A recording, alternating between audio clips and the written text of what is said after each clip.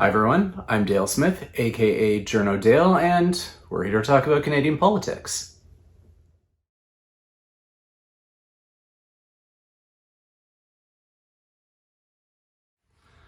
All right, well, I'm here this week with Andrew Leach in person from University of Alberta, and we've got a couple of things to talk about here. First of all is his book, Between Doom and Denial, which is about climate change. Andrew, why don't you tell us about what you're tackling in the book? Sure. Well, the book is part of the first Max Bell lectures put on by McGill University, and it's really about taking on some of the easy sound bites, or I started off calling them little lies that we tell ourselves about climate change.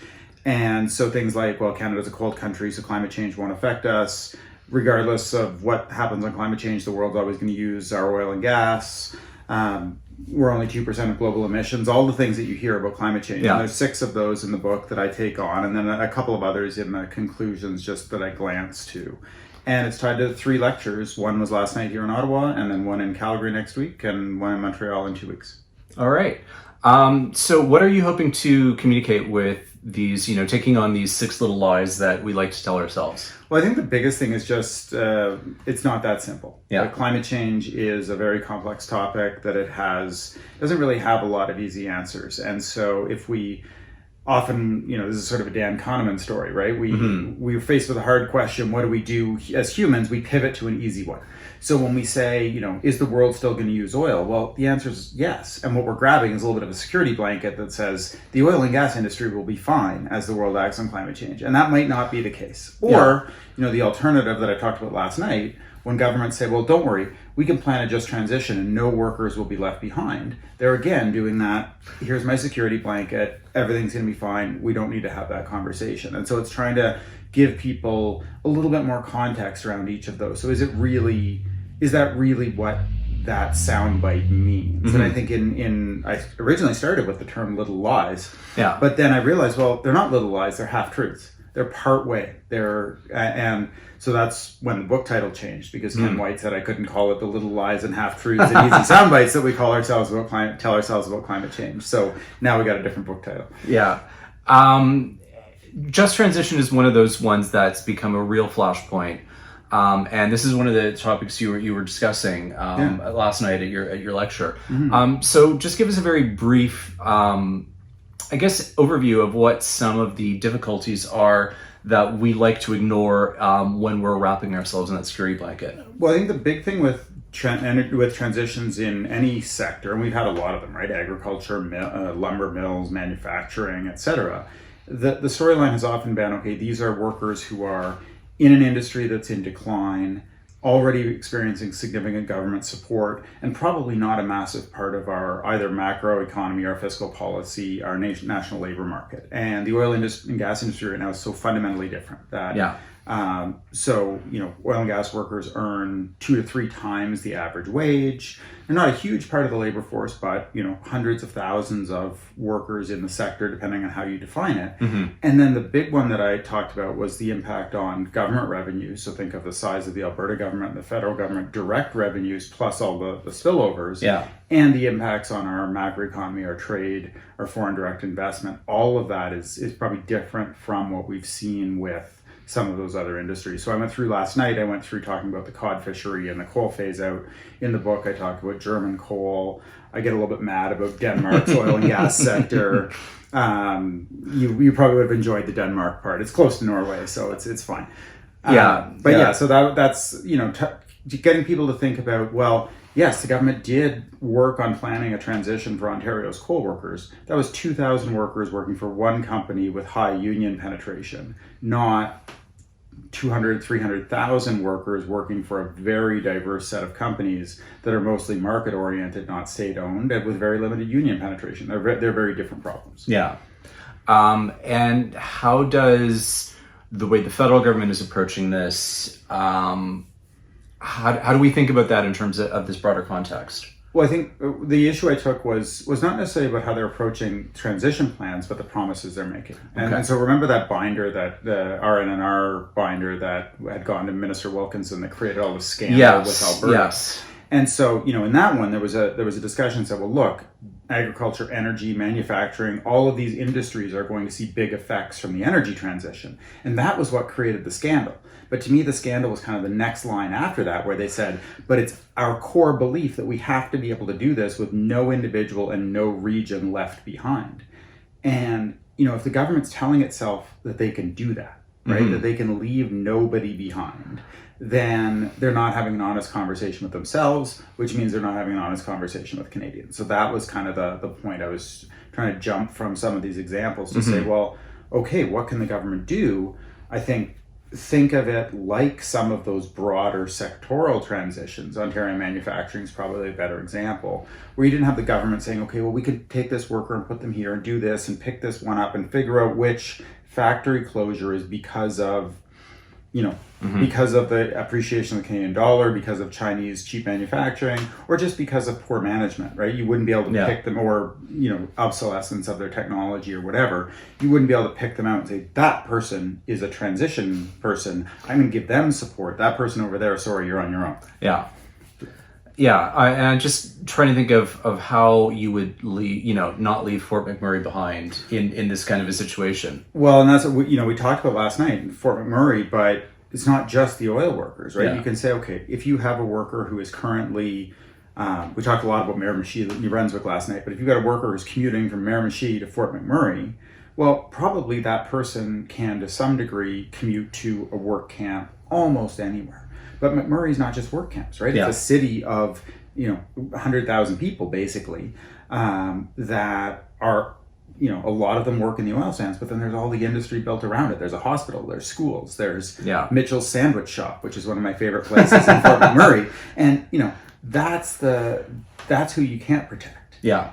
Or you can't protect in the same way. And, people, as we've seen with other, whether it's cod fishery or lumber mills or what have you, you can put new stuff in the communities, but it's very hard to get people to want to leave. Yeah. Or all people to want to leave. Yeah, and I do remember reading some of this with the coal phase out in Alberta around just like local restaurants and stuff like that, and the impact that it had on them, which was pretty devastating for some of those businesses. And it could be, it's your business, but then it's also your home. Yeah. Right. So you say, Hannah, we talked quite a bit about last night. I brought up the story of probably I think the most impactful thing that happened to me while doing Premier Notley's climate policy was a miner who came in. I talk about it in the book. Came to the open house, and all he did was walk to the front of the line, kind of shake my hand and say, I work at the Sheerness coal mine. I just wanted you to know that I'm here. And then he's gone. Yeah. And, but you think of, where does that person eat? Where does that person work? Where does their family work? Yeah. Where do their kids go to school? Do they own a house? Well, as soon as the mine closure is announced, all of a sudden their house is worth a lot less. Yeah. And the person who runs the sandwich shop or the pizza restaurant or whatever has exactly that same problem. And so it's not only is it hard for them to move, but the transition has made it harder for them to move. Yeah. I'm trying to think of what else, any other examples of, I guess, some of the things to think about as someone who's reading the book in terms of, what we're telling ourselves. Well, I think, my two favorite chapters in the book, the Just Transition one I think is powerful, and it was the easiest one to start because I had this minor story. It was the hardest one to end because I didn't have a good conclusion on that. But the one I think I like the most in terms of the understanding of the climate problem is the one about the Canada's a cold country. Yeah. And there I pick up on Joe Oliver writing in the National Post saying, finally someone has the guts to say Canada's a cold country and we're going to be fine with climate change. And, buried in the background of his statements on that, he's using academic studies that test how would Canada do in climate change, and often finding, and there's a lot of them that find a positive impact. And so it's like, how does that happen? What are they testing? And it turns out that they're kind of like the Kahneman story. They're asking a slightly different question. They're saying, historically, how has Canada done in warmer than average years? And Canada is a little bit better in warmer than average years than in colder than average years because of agricultural productivity and tourism. And so, but then projecting that forward and saying, well, climate change is just a whole bunch of warmer than average years. But what it misses is the effects that you would get from a whole bunch of warmer years all in a row, a lot warmer than we've experienced before. And so things like permafrost melting, sea ice change, wildfire risk, pine beetles, poisonous snakes. Drought on the prairies. That is one of my constant refrains on Twitter, because that is driving up food price inflation in this country. We can't talk about food price inflation. We're not going there.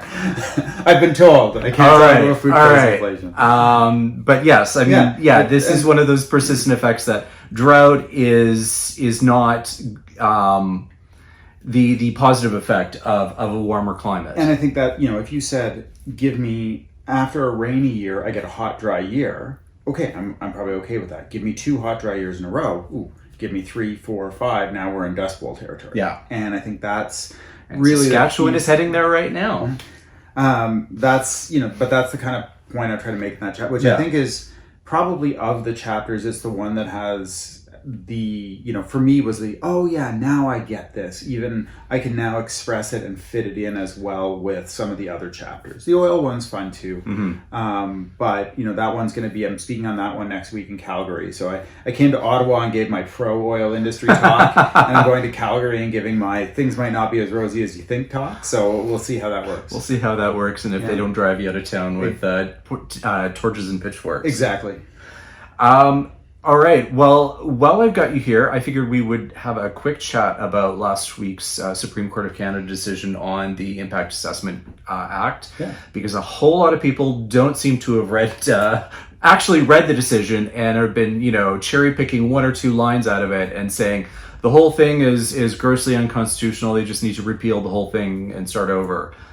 Which was not the reading that I got, and which the government does not appear to have taken. And I just wanted to get some of your thoughts on where things are at there. Yeah, I mean, I think there's 2 things. Number one, you see people talking about repealing Bill C-69, which of course, your listeners know you're not going to repeal a bill. No, because it's already a law. It's already a law, and that bill contained 2 acts, the Canadian Energy Regulator Act and the Impact Assessment Act, and this reference was only about the impact. It was kind of, if you think about it as the Pipelines Act and the No More Pipelines Act, maybe maybe that's the way to classify them. And the reference was about the Impact Assessment Act, not the Energy Regulator Act. There's some overlap, but that's important for people to know that the whole regulatory regime around federal pipelines wasn't actually part of this reference to begin with, despite everybody calling it the No More Pipelines Act reference. Yes, which hat tip to Jason Markusoff on that one, but then you delve within it, and really what the reference says is the law does 3 things. It says it identifies projects that need assessments and say you need to have an assessment before you can go forward. It tells the federal government how to do that assessment, and then given that assessment, how to make a decision on whether that project is in the public interest. And the court took exception to the front end of that and the back end. So the front end, they said, you can't just presume that this whole swath of projects falls under federal jurisdiction. And in particular, you can't just say because something emits greenhouse gases that the federal government gets a veto over that project. Yeah. There's some little nuance about migratory birds. There's, First Nations and First Nations land. And then a few other places where the court says you have jurisdiction in parts of that, but you don't have a broad enough jurisdiction to say any project that has an effect on that, you get to decide whether it goes ahead. And then oddly, the middle bit, I know I'm rambling a little bit, okay. But the middle bit, which was partly what created a lot of the controversy around C-69, where the court or where the government wanted to look at everything from sustainability to GBA plus to I can't remember what the greenhouse gas emissions, a couple of different effects on First Nations lands and peoples and traditional land uses. And that created a lot of people saying, well, the federal government can't look at all those things. And the court says they can look at whatever they want. And they can absolutely look at things that are in provincial jurisdiction. For example, jobs, royalties, government revenues. They can look at all that stuff. They just can't presume to make a decision and then make a decision largely on that broad lens. So the last part is the court saying you can't just make a broad public interest determination. And it'll be interesting to see what the government does, because the court said you could have adopted the previous Harper government legislation language that is, are these effects justified given the circumstances? So you're going to kill some fish, but it creates jobs, that's okay, right? Or you're going to kill some fish, it doesn't create enough jobs, therefore we're not going to do it. That's the type of assessment that the government said, or the court says, you can do that. That's fine. Okay. But what it says is you can't just look at a project that might have an impact on fish and say, well, it doesn't create enough jobs, and so we're not going to allow it on that provincial level basis, if that makes sense. Yeah, no, it does. And it's a much narrower, I guess, idea of what was wrong with the bill than what most people seem to be having an idea of what they said. Well, I mean, this depends what you mean by narrow. I mean, it's not like the entire framework is bunk and therefore, they should toss it. It's that they were too broad in certain places, and by narrowing what the criteria, it should be able to salvage the act. Maybe I'm overreading that. I think that's fair, but I guess where I would draw the line is they probably don't have to change that many words. But the reason the court punted it is because the words that were in there gave it this huge swath, and so they effectively said, you want to build anything anything substantial that would fit into like works and undertakings, highways, railways, whatever. You need this federal government approval. And so they could take out, the clauses that will still affect some projects. So the federal government still has some assessment capability. Yeah. And they probably don't have to take out that many words, but taking out a few words could actually really change the scope of those assessments and of the decision-making authority. So I think it's one of those where, both people are kind of right. Like the way that legislation was described by the government initially, we're going to do this wholesale examination of the full life cycle of all of these infrastructure projects and all of their social and environmental and whatever effects. Courts say no. Okay. They're saying you can do a narrow assessment of some aspects of a project, but you can't presume to say yes or no to everything. Okay. And that would seem then to presume that the minister's assertion that they only need surgical tweaks to the act would seem to be slightly more in keeping. Just let's call it major surgery. Okay. So let's call it we're doing some significant things. Hip replacement that doesn't look that different from the outside, right? The person a couple months later looks very much the same, but there has been some pretty major surgery of one body part, and I think that's sort of the analog. We're having maybe a hip and a knee replacement or something. Okay. There. Good analog. I guess the other question I would have is this notion that, particular in Alberta, but some conservatives federally have been crowing that this proves that provinces have the right to develop their own resources unilaterally. And I think you had an exception to that. Yeah, and I mean, happily, I have a paragraph in my book that was published before the court decision, barely, that talks about exactly that framing. Do the provinces have a right of development? I said, I don't think it's going to be, the Supreme Court's going to find that they have this unfettered right of development. It wasn't in GGPPA. What has never been part of our laws. And they do actually write that. So my paragraph 142 that I've been citing all over the place says that, and then there's a little bit at the end as well. But it basically says there's no idea in the Constitution. It says you have the right to legislate in relation to. It doesn't say you have the right to develop any and all. Okay. And I think that's the appropriate distinction. And the court cites was a Quebec v. Moses over and over again, which is a mining case. And there's a great paragraph in there that says, obviously a vanadium mine is covered under Section 92A of the Constitution, but it also has fisheries implications. So the fisheries implications are federal, even if the resource extraction is provincial, and the Federal Fisheries Act would apply. And the same thing's true of navigable waters. The same thing will be true potentially of will be true of Canadian Environmental Protection Act legislation under the criminal law power, that those affect resource development all the time. And, the Conservatives, of course, did a lot of these things. They legislated CIA 92 or CIA 2012 that would have affected some of these projects. And they legislated regulations on vehicles, on coal-fired power, and not legislated, OIC, I guess, but Order and Council. Order and Council. For the lay viewer here. Yes, sorry. Yeah. So this is not some new thing that the Liberals have decided to do. This has been the tradition of our federal governments for years to write laws that do affect provincial resource extraction. All right. Well, thanks so much for coming in and for doing this in person. Yeah, thanks for having me. All it's right. nice to see how this is all put together in person. All right. Thanks. Thank you.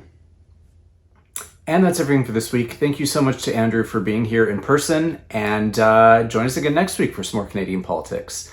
I'm Dale Smith. That's at Journo_Dale on Twitter and at Journo_Dale no_ on Bluesky. And don't forget to like the video, share, subscribe, and support us on Patreon. Thanks, everyone.